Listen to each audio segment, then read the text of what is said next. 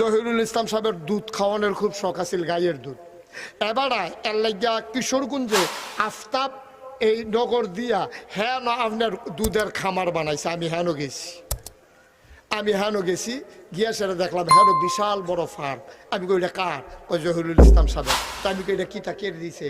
এবারে দুধ খাওয়ানোর শখ আছিল, এবার আবার মনটা বড়। এবারে চিন্তা করছে আমি একলা দুধ খাইলে সর্বদেশের মানুষ খাওয়ানো লাগতো না, এর লেগে বেশি বেশি বিদেশি গরু না এবারে খামার দিছে বেশি করে দুধ খাইতে।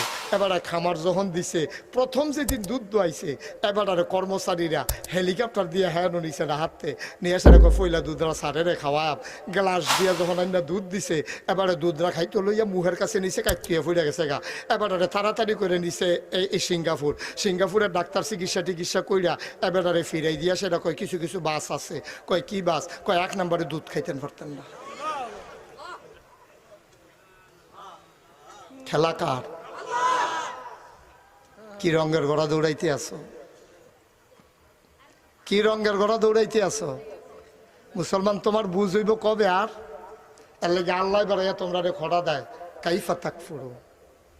আল্লাহ খড়া দেয় তোমরা রে বা কাইফা তাকফুরুন।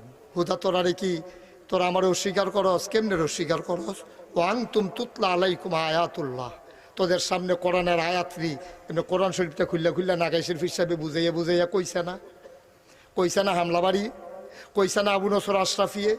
এই হুজুররা যে এমনি কতক্ষণ আগে দি এই সালেহ আহমদ মনিরু কইয়া গেল, ইব্রাহিম খলিল সব কইয়া গেল, এমনি তোরারে কোরআন শরীফ পইরা ভাঙ্গা অর্থ কইরা বুঝাই দিয়া যায়। হুদে দুরা ওয়াফিকুম রাসূলু, তোরার ভিতরে আমি রাসুল বেড়াইয়া পাঠাইছিলাম না?